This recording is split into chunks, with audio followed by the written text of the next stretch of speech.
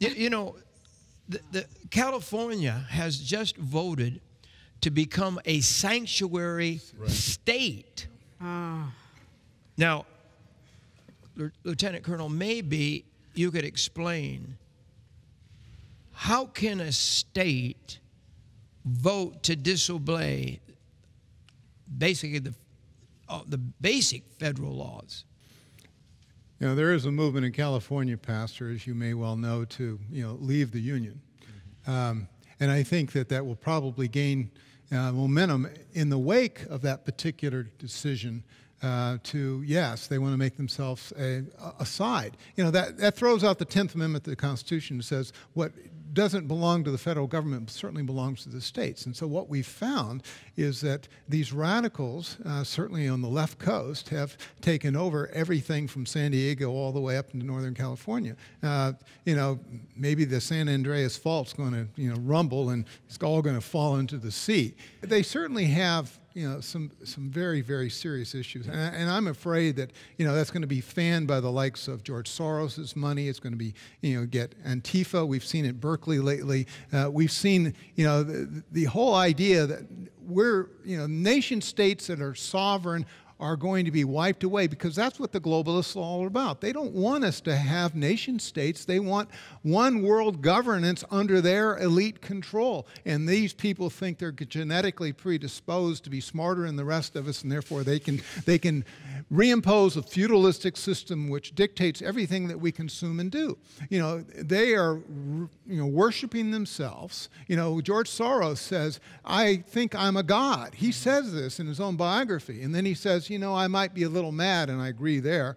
But the reality is that these people are very, very powerful. They're very influential. They work with those that are against the nation state, against the values that we hold near and dear in this country, and they're pushing. They're pushing not only in this country, they're pushing abroad. Soros was behind the 2015 tsunami of migrations, and the Prime Minister of Poland called him out, and he didn't deny that sort of thing. We've got a geopolitical, worldwide catastrophe on our hands. It's bad here, but it's worse, I would argue, elsewhere in the world. I've lived a period of time in California. It is a beautiful climate and beautiful place. Beautiful.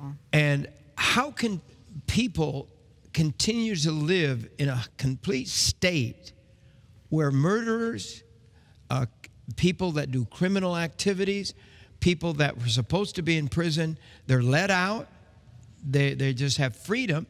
They call it sanctuary state. I don't get this. Even Chicago, which is a sanctuary city, this last weekend they were talking about how wonderful it is in Chicago, and the big headline in the paper this weekend was 10 murdered in Chicago. And it goes on and on. It's like a war zone. And I'm just concerned that whole cities are being corrupted. What's really going on? I mean, you talked about the deeper state, and I'm telling you, I don't get it. We used to have people that, like President Eisenhower, and people that come up and say, we're not going to do this, in a kind and in a way, but they had authority. There's no authority in America. What really is going on in this deep, deep, deep?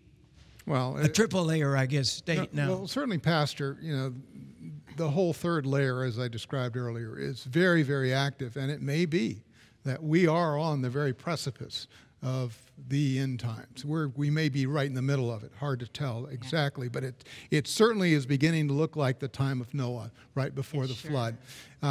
What's happening in Chicago, what's happening in Baltimore, not far from where I live in Washington, what's happening elsewhere in the country, we have people in positions of authority that are turning blind eye to what is a clear responsibility to take the law to law violators. Just up here in St. Louis, the mayor, to her credit, said, we're not going to allow these lawbreakers to continue to destroy our city.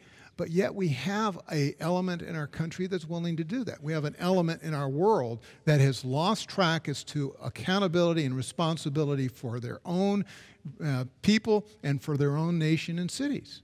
They've just, and you know, I talk about in the deeper state, these globalists want to destroy our borders. They want to destroy, especially Christians. They hate Christians. They really do. They're humanist. They want to promote a lifestyle that is totally anti-Christ. And that's what they're doing. And frankly, in some places, they're doing very well. Yes, they are.